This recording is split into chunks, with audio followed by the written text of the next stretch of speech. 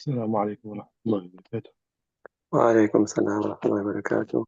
الحمد لله رب العالمين، والصلاة والسلام على رسول الكريم. ربنا ظلمنا أنفسنا وإن لم تغفر لنا وترحمنا لنكونن من الخاسرين.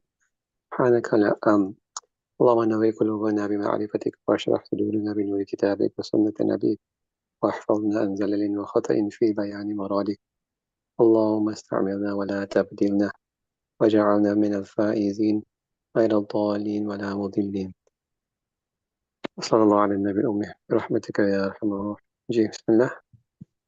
بسم الله الرحمن الرحيم. ثم لا بد أن يكون الطريق إلى الشر خاسر حتى تستحق الشفعة للشركة فيه، والطريق الخاص ألا يكون نافذا.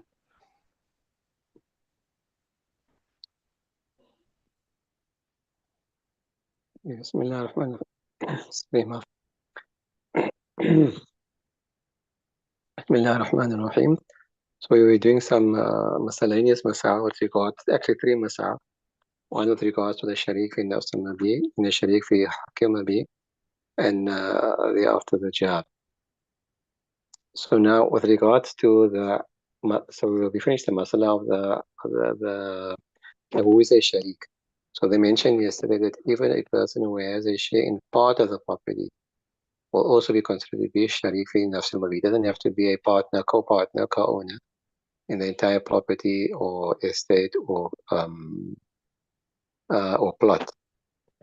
So yeah, that's right. Now we get into the what is the definition, or what is the full explanation of a sharik khalid fi haqq al-mabi. So where did you read from? Sorry. ثم لا بد أن يكون الطريق. Yeah, another thing is ثم لا يكون أي. Did we finish the part before that? جي. ثم لا يكون أن يكون الطريق والشرب خاصا حتى تستحق الشفعة وتستحق الشفعة للشركة فيه. So now they're saying it is necessary, it is a requirement that the road, the pathway, and the irrigation system must be private, khas, right? So that they can be entitled to shufa. And shufa bi sharika because of partnership in it. فَطَرِيقُ الْخَاص أَلَّا يَكُونَ نَافِذًا. So the private road is a road that is not open, meaning open to the public. And so it's what we would say a cul-de-sac, a dead end, and only the owners of that properties, adjacent properties, are using that particular road. Nobody else, obviously, besides maybe the visitors or whatever, but nobody else in the public is using that road. I understood? جي. So like I said, this can more, in our times, in our country now, it can more be imagined in a farm. There are two adjacent farms, and there's only one way out of that farmland area onto the main road or whatever the case might be. So understanding it that way. فالطريق الخاص ألا يكون نافذا أو الشرب الخاص أن يكون نهر لا تجري فيه سفن. And a private irrigation system or waterway is where it is that it must be such a river or a stream or water source in which there's no other ships that sail on it. Again, it must be open to the public. It must be something everybody is using, that everybody has access to. And it's not a private. And then there's no reason for right of shufa in it. Okay? وَمَا تَجْرِي فِيهِ فَهُوَ عَامٌ. And that waterway, that canal, that stream, that river, that water source in which ships are sailing, other people's ships are sailing, فهو عام. So then it is a public resource. Okay? جي. وهذا عند أبي حنيفة رحمه الله تعالى. And this is according to Imam Hanifa رحمه الله ومحمد رحمه الله تعالى من according to its طرفين. وعن أبي يوسف رحمه الله تعالى أن الخاص أن يكون نهرا يسقى منه كراحان أو ثلاثة. However, according to the opinion of Imam Yusuf رحمه الله a private waterway or private irrigation system is such a river or stream, whatever as the case may be, from which two or three people are utilizing it. Karaha, then as karaha means users. Then two or three people are using it for irrigating the land.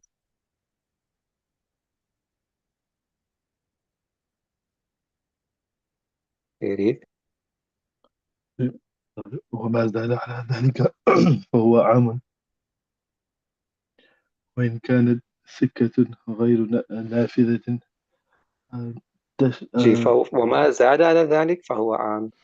Anything more than two or three users, that will be considered to be a public utility.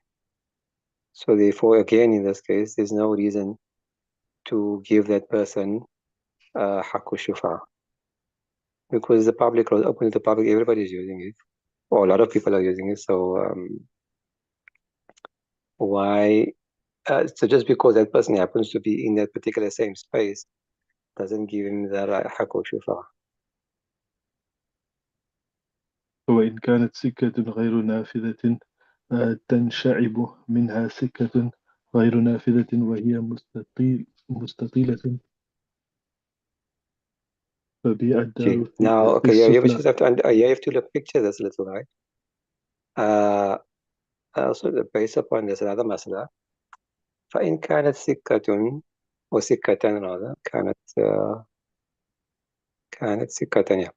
فإن كانت سكة غير نافذة ينشعب منها سكة غير نافذة وهي مستطيلة فبيع الدار. Okay, so if there is a road, right, غير نافذة, a dead end, there's a dead end road, right, cul-de-sac. ينشعب منها, and from that dead end road there's a second road that branches out. And so you got one road, and then you got a second road branching out from that road. Okay, and the second road that branches out is also غير نافذة, there's also a dead end. Okay, so basically what you are picturing is a T. So you got one road وهي مستطيلة while it is horizontal. So you got one road horizontal and one road coming down from the, like a T. You following? Sure. Picture that? Right. So, and both of them are dead end, right? Now I think فبيع الدار في السفلى. Now, if a house is sold in the bottom road, meaning the second road, the road which is branching off from the, like if you picture a T, then the, what do you call, the white, the the the and the vertical one, that's the sufla. Okay, the bottom of the T, what you call it, the top of the T is a straight line, and then the other part is the one coming down of the T, right? So that is sufla. You got it? Yeah. Okay, so if a house is sold in that part, فَلِأَهْلِهَا أَشُوفَ, then everybody that stays on that particular road, they will be entitled to shufa. Follow? On the branching off road. On the branching off road, yes. One is coming down, right? خاصة, specifically or exclusively. دون أهل الأولياء, not the road, not the main road from where the sun is branching off. Okay? Yeah. So not the upper road, but only the people on the lower end, they will be entitled to shufa there, because they're all neighbors. Follow? Yeah. Okay. وإن بيعت في العليا فلأهل سكتين. However, if a house is sold in the upper portion, okay, then all of the people and the people, the neighbors of both roads will be entitled to claim shufa. Got that? Yeah. Why? Because of ittisal. Again, because of ittisal. So the road that is branching off doesn't actually have ittisal with the upper road. But the upper road does have ittisal with the lower road. Now it's actually explaining something else. So for here, والمعنى meaning the the reason why is this على ما ذكرنا في كتاب الأدب القاضي. The reason for this, the illa for this, is as we have mentioned in Kitab Adab al-Qadi. That meaning, in the same Hidaayah, the reason was mentioned in Kitab Adab al-Qadi. Now, what did he mention in Adab al-Qadi? Okay.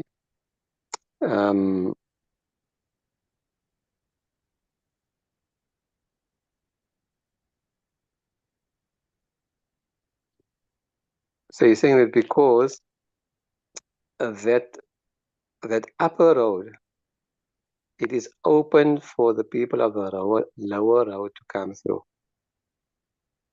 Okay?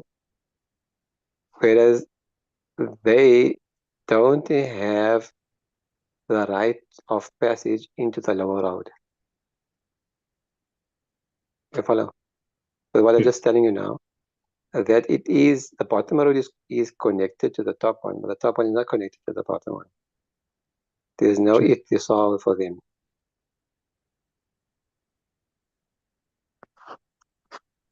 Okay. ولو كان نهر صغير يأخذ منه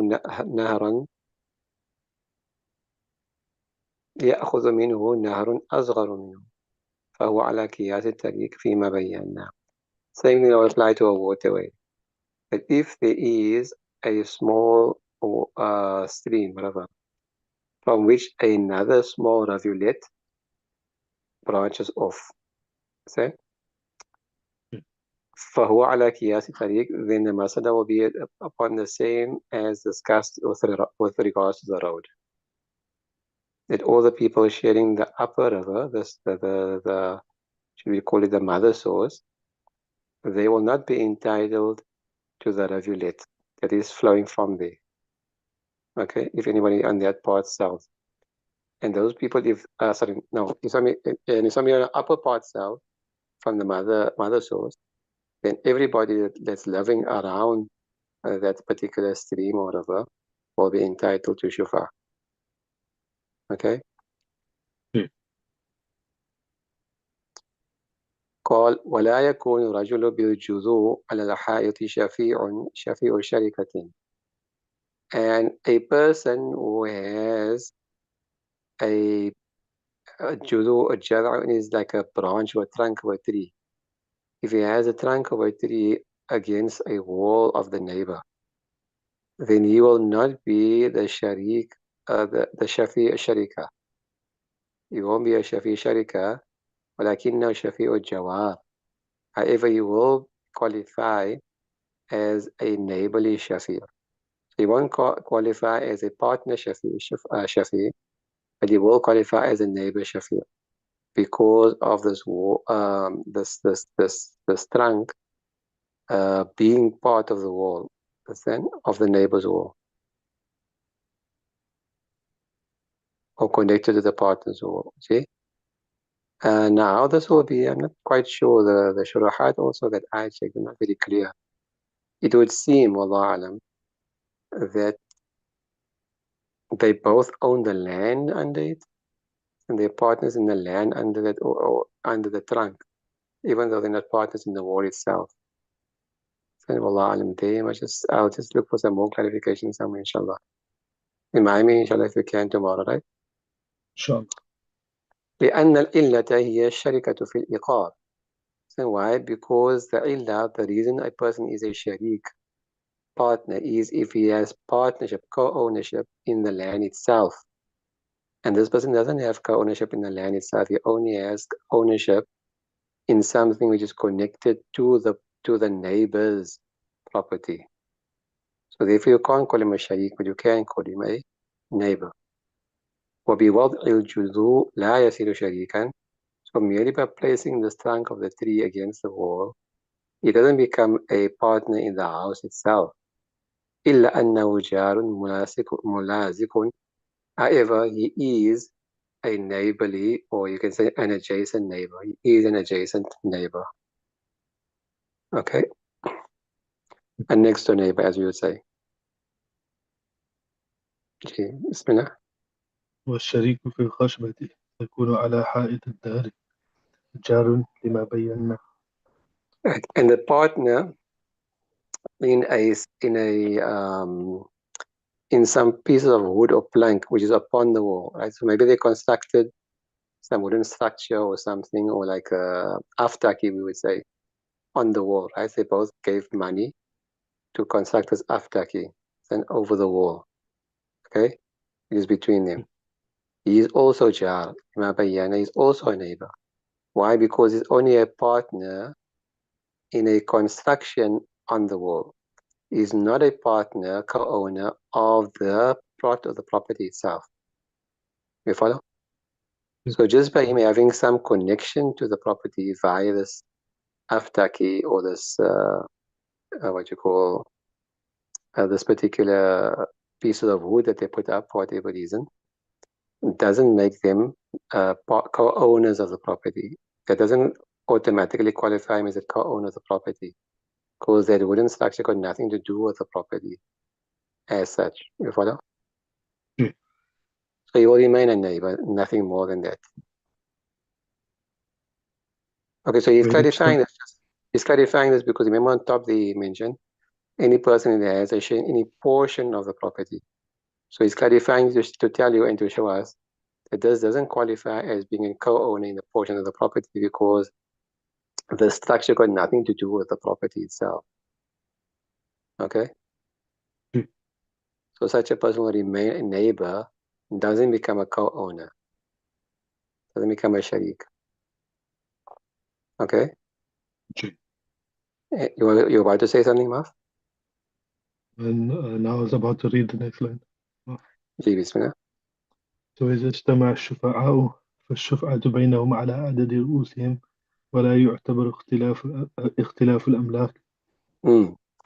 Now Imam Tukudur Rahmatullah says that if multiple shufa'a are found and unite or gather, if there are multiple shufa'a, multiple people claiming shufa'a, then he's saying for shufa'a to the shufa'a, the right of refusal will be shared amongst them or will be divided amongst them according to the number of persons they are. Understand? وَلَا يُعْتَبَرُ اختلاف الأملاك, and the differing shares will not be considered. The differing shares of ownership will not be considered.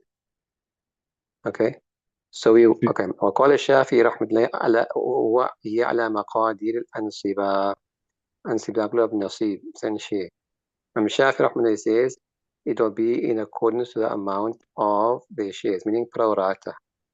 You say pro rata in English. Pro rata means what? So let's say 3 people, just to give an example, 3 people bought something, right? One, and let's say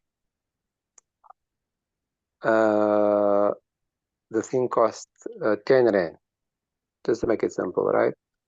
Each gave 3 Rand, one gave 4 Rand. Or let's say make it 9 Rand, make it simple. Each gave 3 Rand, right? So pro rata ratio will be 1/3. Follow? 1/3 ownership. 1/3 of that, okay? If the thing costs 10 Rand, one person gave 8 Rand, another person gave 2 Rand, then his share will be 3/4, and the other one will be 1/4, understand? And so on and so forth. You follow? So that's what means pro rata. So here, in the same thing will apply, that if there are multiple partners, then Imam Shafi Rahman says, what is the percentage of their share in the property? If one person gave 20% towards the purchase price, you will only have, you will share the shufa, you will only be entitled to shufa of 20%, and so on and so forth. You can't claim the entire property, or he's not entitled to the entire property. You follow? Yeah. Now we're saying no, that all of them will become full partners in that portion or that part that is being sold. So they will become partners, meaning that their partnership will extend into that section that's being sold or into that person's property that's being sold. Okay?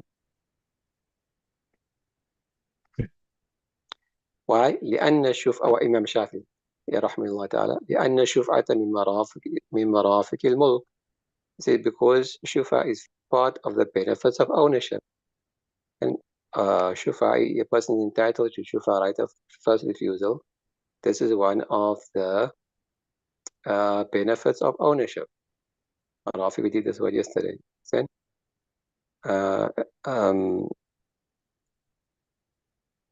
so ألا يرى إنها لتكميل منفعته.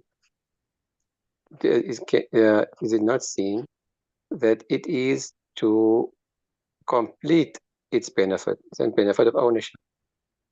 Okay? So in other words, that shufa is a benefit of ownership. And through shufa, you gain ownership. Then you gain greater ownership over that other portion or that particular property. So when this is a benefit or an outcome of you owning something, and it is only fair, it must be divided according to the amount that you own, the share that you own, the percentage that you own. You follow? Can you hear me? جملة. Okay. فأشبه الربح والغلة والولد والثمرة. So therefore, this resembles profit and the produce of the land, غلة, والولد, and the child which is delivered by a walad, a slave girl, والثمرة, and the fruits which is grown in a particular orchard and so forth.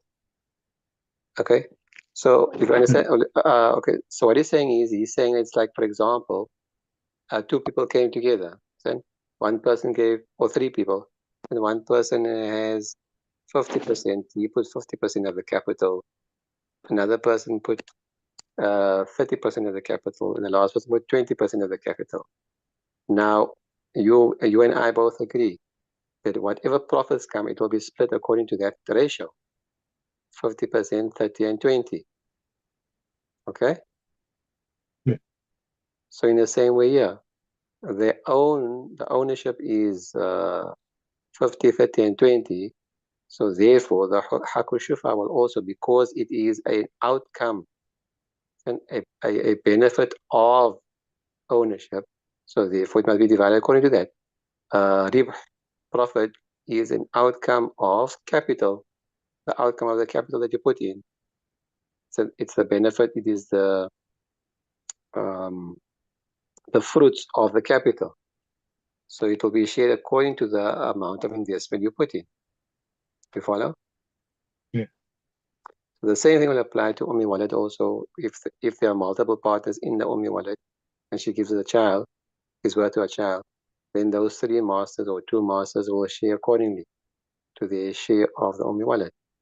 And the same thing with the Thamara, produce that is produced in the fruit which is produced in a orchard and so forth. You understand the example? جملة. And so because these are all products of, they come from the origin, whether it be the capital, whether it be the land that they co-own, whether it be the slave girl that they co-own, whatever is produced therefrom will be shared pro rata according to the investment they put in. Okay? Yeah. So in the same way, Shufa is as a result of, as a consequence of ownership. So therefore, it must be divided according to pro rata, according to the amount of investment they put in. Follow the argument? Yeah. ولنا, we say, أنهم استووا في سبب الاستحقاق. Well, it is all, we go back to the sabab. We say that they are all equal in the cause, in the sabab of them being able to claim a right. They're all equal in the sabab of the right, and which is what ittisal. Right? They all have a vested interest in that property because they're all co-owners. Okay, they all own a portion of the property itself. So all of them, as far as ittisal is concerned, they're all equal. And we don't look at kathrat, but we look at the quwwah. And the fact that the one has more, a greater share of the property Makes no difference because kathra here doesn't matter, but rather what matters is the strength of the sabab. And in the strength of the sabab, they're all equal. Then as far as ittisal is concerned, they're all equal. Okay? فَيَسْتَوُونَ فِي الْإِسْتِحْقَاقِ. So therefore, they will all be equal in the right to claim shufa'a as well. ألا يرى أنه لو انفرد واحد منهم استحق كمال الشفاعة. Don't you see that if one of them has to claim shufa'a from those co-partners, others are not interested. If one of them has to claim shufa'a, he will be entitled to the entire thing. Yes or no? In a sense of these four partners, the other three are not interested in buying. So four partners, one is selling, right? The other three are not interested. The other two are not interested. One says, I want it. So even though he might have the smaller share, 10% even, he will be entitled to the entire portion that is being sold exclusively. You follow? So we won't say he's only entitled to 10%. No, he alone is claiming, or he alone is interested in buying. So he will be entitled to the whole thing. This tells you what? That because of ittisal, they're all equal. It doesn't matter how much they own. In this case here, it doesn't matter how much investment they put in. The amount of the investment won't matter in this instance. وهذا آية كمال السبب. I mean this, meaning that he's entitled to the entire shifa. This is a sign and indication of a perfect sabab, meaning of the complete sabab as far as he's concerned. Not a portion of it, but completely. وكثرة الاتصال تؤذن بكثرة الإلا. And having more ittisal, more connection, indicates towards more illa. Okay? A multiple or an increased amount of ittisal indicates towards multiple illa. Remember we discussed this in Usul al-Fiqh. I don't know if you remember. And just because something has more than one illa, it won't increase the haq or decrease the haq accordingly. For example, the example I gave in the Kitab Usul al-Shashi, that if in the Sharia, two people have to give witness, right? Two males or one male and two females, correct? But if 10 people give witness, does that mean that person becomes even more guilty? No. Or he becomes even whatever they're giving witness to, for example, that he owes 1,000 rand. Does it mean now the money will increase? How much money is? No. Whether 2 people give witness or 10 people give witness, then the kathratul illa won't make a difference to the outcome, which is what? That this person will be judged accordingly. You follow? Yeah. Okay. So kathratul illa. So just one person having a greater share of the property, 50%, all that indicates towards is that the illa in his instance is greater, but not the sabab. And the illa being greater also doesn't make any difference. Okay? Yeah. If the time is up, we'll continue with this. We'll redo this tomorrow, inshallah, this portion, because it's quite a long argument. Yeah. Okay? Inshallah. Inshallah. Any questions? Not at all.